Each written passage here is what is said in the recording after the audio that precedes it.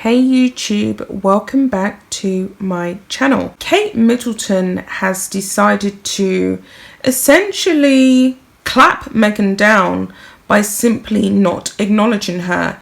And I think that this is one of the best moves that a true future queen and a true royal princess can make. And that's exactly how Meghan Markle acts. She acts like the child in the corner of the playroom that seeks attention for extremely negative behaviour. And I think that Kate and William have done a fabulous job with not getting involved in the drama of Meghan and Harry. They simply are not worth it, and they would only be degrading themselves and losing their grace, refinement and elegance if they was to acknowledge Meghan and Harry's accusatory rhetoric. I love this couple. I think that they are fabulous. I think they are true representatives of the crown, and it would be so fabulous if Charles would step aside and actually allow William to inherit the throne, because I really do feel as though William is ready to be king. I think he's ready now, and it would be nice to watch him emerge into that role at the prime of his life, but that's a separate issue.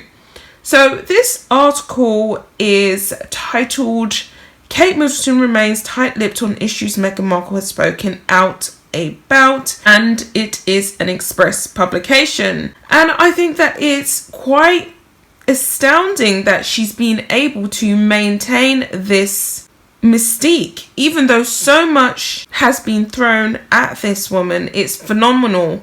She has a lot on her plate. She's not complaining. She's getting on with her royal duties, and she's simply doing it all with a big smile, because she knows in her heart that she is in a position that is extremely privileged, extremely fortunate, and she doesn't ever take that for granted.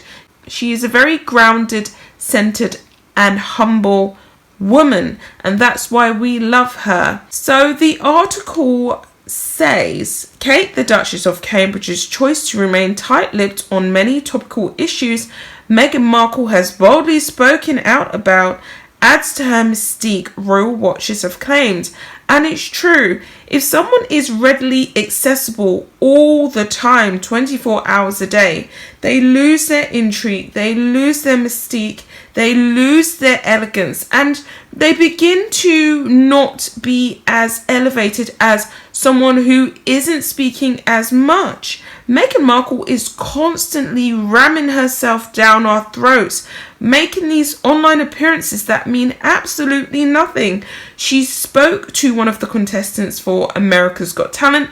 He didn't win. I'm not saying that's her fault, but if she had that royal, prestigious, mysterious aura about her, maybe he would have won. Maybe her star power would have pushed him through, pushed Americans to pick up the phone to get him through to the finals, to make him a winner of America's Got Talent. But it didn't work, because we're always seeing her, and what has she really done? She's never really shown up to really say anything of real value. It's all about me again, Meghan, me again, Harry. It's never about highlighting other people's suffering, other people's issues. Does she not connect the dots? How can we really feel empathy for a multi-millionaire who has an extremely privileged life, who literally just gets paid to talk? She doesn't appear on stage and sweat for 3.5 hours like some A-listers for their bread.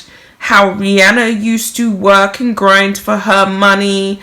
Beyonce Knowles used to work and grind for her money. There's many people that I can mention. Justin Bieber. There's just loads of people. She has all the time in the world to sit back in her Montecito, Santa Barbara, $18 million mansion, and all she does is use that opportunity to moan about her life. This is why we're not interested in her.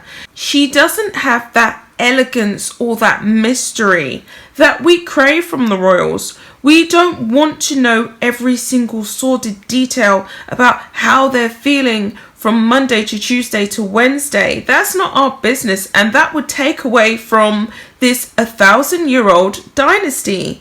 It's about them coming out, supporting the country, mucking in with us, being seen and heard when they're meant to be seen and heard, and really highlighting real worldwide issues that we all need to work together to solve. That's what their role is. Meghan can't do that, but Kate demonstrates this so eloquently. So I'm going to continue here. The article says, since marrying into the royal family more than 9 years ago, Kate has been tight-lipped on issues which have compelled her sister-in-law to comment publicly. Meghan frequently touches on sensitive subjects such as racism, discrimination and bullying, among others, in passionate and rousing speeches. They're very passionate, but we know that all of this focusing on hate speeches and online bullying all comes from a place of self-centeredness, because she is the one who receives online negative criticism, and that's exactly what I would call it. You can't really call it online bullying if people are pretty much just holding a mirror up and you are looking at your own reflection. That's what's happened to Meghan Markle. Everything that she's done, she felt as though she could leave it in the past, but unfortunately, because she walked onto such a massive platform when she entered the royal firm, which is way bigger than a cable TV actress, she can't really get away with dusting it under the rug as she would have.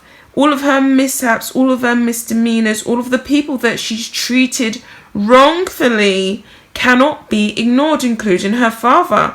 So I'm going to continue here with the article. During her almost 2 years as a working member of the royal firm, the Duchess of Sussex carried out her duties in a noticeably different manner to that of Kate.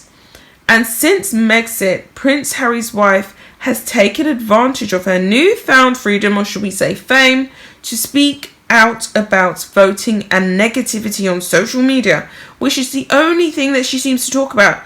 If you actually look at her conversation regarding racism, it's null and void really. She's talking about voting, she's talking about negativity online, because those are two pressing issues for her. We know that Meghan Markle has never been a true victim of racism, and I think she's slowly realizing that. It's taken a while, the cogs are slowly turning up there, but it's not racism that made her a target, it's her nasty actions. That's what she's slowly grappling with. So I'm going to continue on here. The Duchess of Cambridge, on the other hand, is known for her modest and demure conduct. Royal fans who have closely watched the prince's wives step into their own roles down through the years have compared and contrasted both ladies' style of doing things. One person tweeted, "Class and elegance states Kate perfectly." Another wrote, "Keeping her mouth shut, apart from at official engagements where invited to speak, adds to her elegance and mystique," which it does. She only speaks when she has something real to say and when she wants to draw attention to real, pertinent, pressing issues. That's when royals should really be speaking up. That's when they should be making their voices heard. They can really draw our eyes to where our eyes need to be. It's not all about them, it's about the issues. Their role is about helping people. Meghan has pretty much carved out a role whereby she's all about helping herself to get as much money and wealth and fame as she can. It's not about anyone else, and that's why the two worlds cannot really happily collide. I'll be back with another video. Bye guys.